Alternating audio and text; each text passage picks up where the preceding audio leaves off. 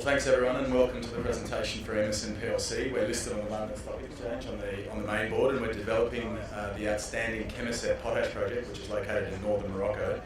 We released a scoping study in November of last year, which was really the first study to show the high-level technical and economics on this project, and it looked pretty good. I'd like to start this presentation by talking a little bit about the potash market in general, and a couple of observations that I've made. And bear in mind that the potash market is one where there's only been one potash mine built outside of China in the last 50 years.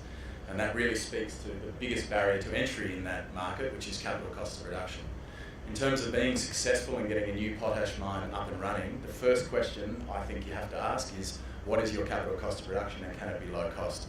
And then the second question, which is a little bit controversial amongst a room of mining experts who know that grade is king, the second most important thing is, in fact, not grade, but what is your location relative to your end markets. This is a bulk commodity where transport and logistics make up a huge proportion of your overall costs. And so those are the two real keys that you need to address, I think, to be a successful potash development stage. Our scoping study confirmed that Emmerson has the potential to be among the lowest capital cost projects in the potash industry. So the bottom 2 or 3 projects out of 50 plus development stage potash projects, less than half of the capital intensity of the rest of the global peer group. Why is it that we're so much cheaper to production than the rest of these? Well, the first is access to mineralisation. The vast majority of potash mines are deep underground mines. The cost in general for most of these areas is exacerbated by the fact that they have an aquifer which requires ground freezing, a very technically challenging process. And as you can see here, maybe BHP is not the best example considering they tend to waste quite a lot of money, but it cost them $2.6 billion to build their shafts at the Jansen project in Canada. And if you compare that to the number that we put out in our scoping study for the same access to mineralisation, it was $35 million, or a saving of well over $2 billion compared to BHP. Compared to the average Canadian potash miner, saving of over $1 billion before we've even started to go to the underground. The second real key to having a low-cost potash project in terms of capital cost is the infrastructure side. This again is a bulk commodity, so moving your product is very difficult and expensive. If you have access to transport infrastructure, electrical infrastructure, and obviously the ports, you don't need to build those.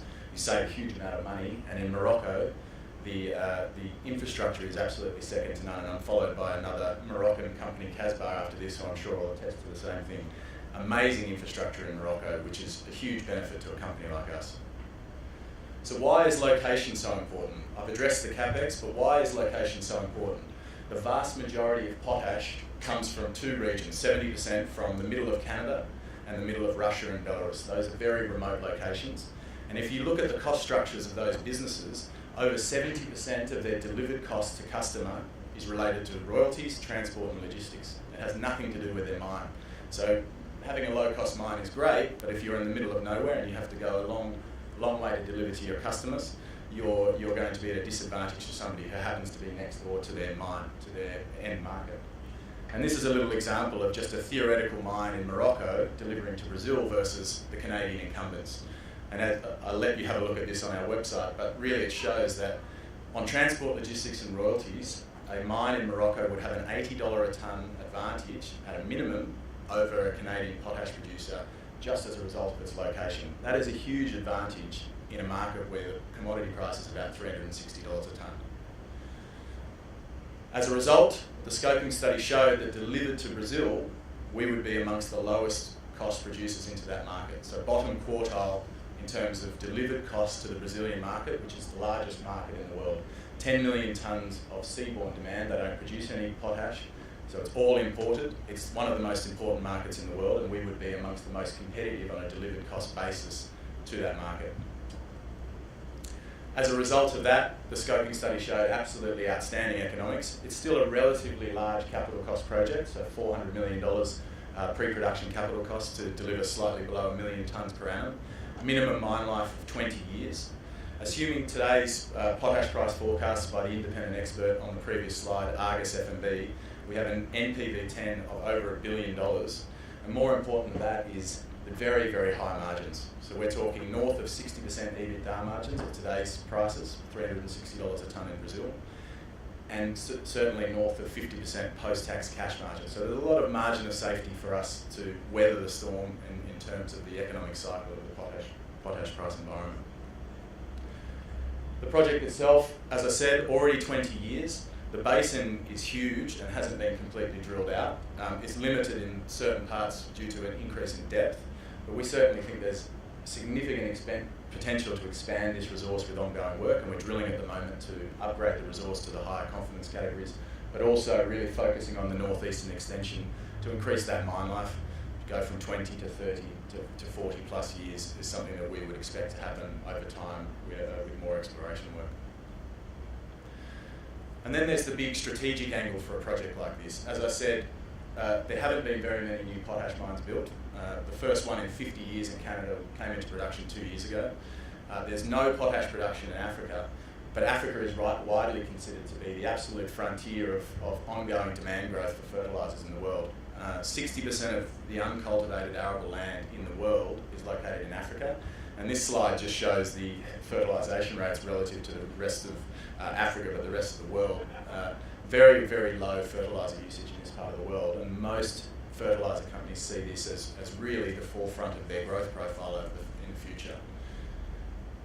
Morocco is really at the forefront of that, led by a company called OCP, one of the world's largest fertiliser producers. So they're the largest phosphate producer in the world, produce about 40% of global phos rock and control about 25% of that market.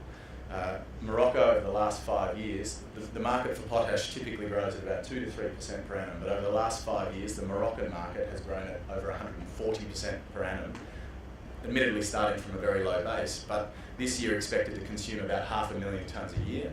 That is virtually all consumed by OCP as part of their downstream blending strategy to create NPKs, focusing on the African market, but also the global market.